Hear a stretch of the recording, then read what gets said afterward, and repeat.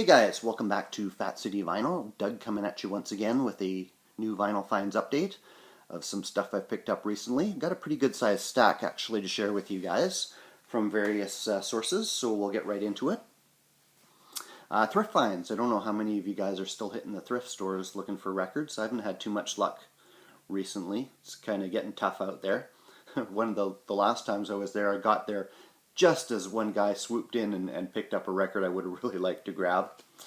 So, but the time after I popped in, I actually found a few things. So, here's from that haul first up. You know it's a good day at the thrifts when you find Sly and Robbie, Language Barrier. This is from 1985 on Island Records. Sly and Robbie, of course, the legendary Jamaican bass and drum duo of Sly Dunbar and Robbie Shakespeare. They worked with Grace Jones, so this one finds them kind of in a more international style, kind of electro-funk, a bit of a hip-hop feel, not really necessarily reggae that you would call. And it is produced by Bill Laswell and kind of an all-star guest appearance cast here of Wally Badarou, Herbie Hancock, Bernie Worrell, Manu Dibango, Bob Dylan apparently, Africa Bambaataa. And you got Robbie Lynn and Mikey Chung, the Jamaican studio stalwarts on there as well. This one, never heard of this one, Girl Groups, The Story of a Sound. This is a soundtrack album on Motown Records from 1983. It's based on a book and an accompanying documentary movie called Girl Groups, The Story of a Sound by Alan Betrock. Never heard of it. But for girl groups, kind of, maybe not surprisingly, it's heavy on Motown artists. So you get Diana Ross quite a bit, Mary Wells, what else? Not really anything, the Marvelettes, Please Mr. Postman. Not really anything too surprising as far as the track list. And then they get a couple of non-Motown artists like the Angels with My Boyfriend's Back. The Shangri-Las get on there. But yeah, definitely slanted toward Motown artists on there. Maybe kind of in a way, I guess you could look at that as reclaiming the girl group sound as an R&B sound, as black music form, as far as its origins. This one, another thrift one, SAS Jordan, Tell Somebody. This is from 1988, Canadian one. She was born in Birmingham, England, grew up in Montreal, Quebec. This was big on radio and video late 80s. Everybody that was in Canada growing up at that time would know this one. The title track was a hit, as well as Stranger Than Paradise and Double Trouble. I've seen her CDs are still pretty common in the thrift stores, but I've never seen her on vinyl before, so I grabbed that one. She after that, she later became a host on Canadian Idol, this Canadian version of American Idol. Really surprised to find this one in the thrift. Slade, Play It Loud. This is a Canadian reissue on Polydor of their debut album from 1970. Only their second album. The first one was under the name Ambrose Slade. So here they shortened it to just Slade. Kind of the early stages of their sound here. And love the style there. Look how high that guy's pants are pulled up. Those guys make me laugh. They were produced by Chaz Chandler, who also worked with the Animals and, of course, Jimi Hendrix early in his career. This one, Paul Horn, Inside 2. I picked up his Inside album a few videos back, I guess. Also a thrift find. He is a kind of a jazz flute player, kind of new agey, I guess you would say. The beginnings of what you would call new age. Here's the inside. The inside one, the first inside volume was him playing inside the Taj Mahal in that very kind of enclosed, very intimate environment. This one is kind of a sequel, but he's recorded it in studio and added like nature sounds and animal sounds, and it's recorded in Victoria, BC, which I believe he was living in that area around that time. So it's got that sense of the water and the trees and just the nature of that area. And this one was a really strange thrift find, actually. This is from a store I go to once in a while. You can go there for weeks and weeks and weeks and not find a thing, and then when you do find something, it's something weird and off the wall. And it's quite a religious-based, very conservative thrift store, so mostly what you see is easy listening and those kind of Christian records. So I popped in there, and I could tell right away there were some unusual things in there. Some French chansons records, Quebec records, a couple of things that looked like Czechoslovakian or something. Just like I say, when you find something interesting, it's really off the wall. But the one I picked up that day was this one, Emmanuel 2, soundtrack by Francis Lai. Mostly instrumental, but kind of that, I was hoping it would be a bit funky, but it's more that kind of lush 70s kind of mood music, I guess you could say. Of course, that's a French pressing on there, and of course it's a sequel to the adult film of the title. This one, kind of in another experimental vein, Jean-Michel Jarre, Oxygen, 1977, on Polydor. All these were in really unusually good condition for thrift finds. Early kind of crucial new wave, or new age, I guess, ambient kind of music you would say. So that was it for the thrift finds. Getting into a few record store finds. I actually found this one sealed a while back. It is Lodi. Obviously, probably inspired by the Creedence Clearwater song. And that is on the Mo West label. I think I heard this is the first LP that appeared on that label, full-length LP. And their song that leads off this album, I Hope I See It in My Own Lifetime, was included on a Light in the Attic anthology of the Mo West label. Mo West was Motown when it left Detroit and moved to California, kind of mixed up their sound. So this one is more kind of West Coast, hippie, folk rock, I guess you would say. Bit of a country flavor, but also some touches of psych on a couple of songs. Actually a pretty nice album.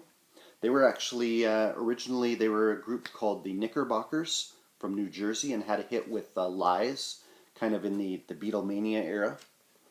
Another record store one, this one I'd never seen before. Carlos Santana, aka Devadeep.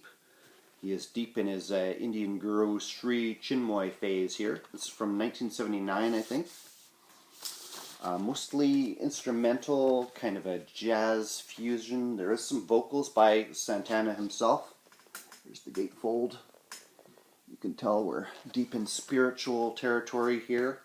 But gets in a bit of funk on there, kind of a drum break. And a couple of tracks have vocals, like I said. By him, he's kind of not the strongest vocalist, but pretty decent album. And this one, another one, record store, kind of the cheap bins. These finds are all from. Marvin Gaye, Tammi Terrell. This is from 1968 on Tamla. Ain't Nothing Like the Real Thing, the big hit there. What else? You're All I Need to Get By. Tammi Terrell, her story's pretty well known, I guess. 1970, she passed away from a brain tumor, aged just 24. Had a very volatile, turbulent life from what I've heard. And Marvin Gaye absolutely devastated by her passing. Brian Auger, Genesis. This is a compilation of sides from previous albums, including with the Trinity. There's Julie Driscoll on a couple of tracks here. I've got one album by them called Open, which has got Season of the Witch, a version of the Donovan song on here, and Tramp, the Lowell Fulsom song on here. A couple of funky jazz, organ-driven instrumentals for the most part. Last of the record store finds, Bob Marley, Chances Are. Now this appeared in 1981, I believe. 1981, around about the time he passed, or very shortly after, on Wea. This is a collection of sides that were, at that time, unreleased. They've since been reissued as part of other compilations, but there was some overdubs done with these, and remixing done. But reggae on Broadway, kind of a different Bob here than what you might be familiar with from the well-known Island albums. Bit of a R&B funk crossover kind of Bob, and the added instrumentation as well to give it a different vibe. Now, one of my favorite reggae retailers that I get a lot of my new stuff from, they had a flash sale on vintage pieces, which their prices are usually too expensive to dabble in, but I grabbed quite a few pieces. I'll split this up over a couple of videos so it doesn't get too much, but I've got a few here I'll show you. Got a bunch of 12-inch singles. First is by an artist called Pint in the Sonic Sounds disco sleeve, and that is called One Big Family on the Powerhouse label. Classic tune by him, produced by George Fang, kind of mid-80s dance hall number. Very exuberant vocalist, I guess you could call Half Pint. I like quite a bit of his stuff. This one was a really unusual one to pick up. Very obscure artist, Junior Keating on the Attack label. He was pretty obscure even in reggae circles. He released one album, I think, and a handful of singles. Not too much is known about him, but he worked with Jah Thomas, who's a bit more well known, and he produces this one. And most of his tunes were backed by the Revolutionaries and mixed by Scientist, so you know it's going to be good. Kind of early 80s on that one, I guess. Morwells, I was talking a bit about them last vinyl update, I think. Got a 12-inch single by them. Kind of crossed out some of the titles. It's on their own Blackline label. Side A is I Never Give My Heart, kind of a very nice love song, and the B side is We Wan Go a Yard, kind of a cultural song. Both sides very, very good. It's the second Blackline 12-inch I've got by the Morwells. Both very good picks. This one I was really happy to get. Another 12-inch single. It's a tune that kind of been a very well-known classic song I've been after for quite a while. And I never got it on any format. But it is on blue vinyl. Hawkeye label out of the UK. This is from 1981. It is Sugar Minot doing Good Thing Going. Good Thing Going. I think it was Jackson's song originally. He sang that on Top of the Pops. It was kind of his biggest pop crossover success, I guess you would call it. Very beautiful copy there. Happy to have that in the collection. And I was very surprised to get this one for the price I got it for. This was a group that I'd only heard of through a label called Bristol Archive Records, which they've kind of gone a bit quiet, but they put out quite a few reissues, including one by a group called Talisman Doyle, the 1981 reggae collection. And the cover image comes from this original 12-inch from the UK, Doyle and Free Speech, which those two sides of this 12-inch make up side one of that LP. And that's on the Recreation label out of the UK. UK roots band. Didn't put out a whole lot of stuff, but what they did was generally very good. Last couple of picks I'll show you for today. A couple of LPs. Was kind of happy to add to the collection. Judy Mowatt, Mellow Mood. That is on Tough Gong label. Judy Mowatt was 1/3 of the I3s, Bob Marley's backup singers. That is her debut solo album from 1975. Bob Marley is on there, probably playing rhythm guitar or maybe some background vocals or something. It's not really credited as to who does what. She would have greater success later with the Black Woman LP, which was quite a classic. And last up for today, I was talking about Count Ossie and the Mystic Revelation last time. Kind of a similar group is Wrasse Michael and the Sons of Negus. They were pretty well known for some of their 70s albums like Rastafari, Naya Bingi, Love Thy Neighbor, but I got their debut album, Freedom Sounds, with a very beautiful cover there. Now this one is kind of not as well known. I'd only kind of heard of it fairly recently through some seeing people post it online, but it is on the Dynamic label. That is from 1974. Wrasse Michael, very deeply roots and culture oriented, kind of a Rastafarian drum oriented group with vocals and kind of the full Naya Bingi drum section like you'd find in Mystic Revelation of Rastafari. So their debut album here, beautiful shape, lovely copy. Very happy to add this in the condition.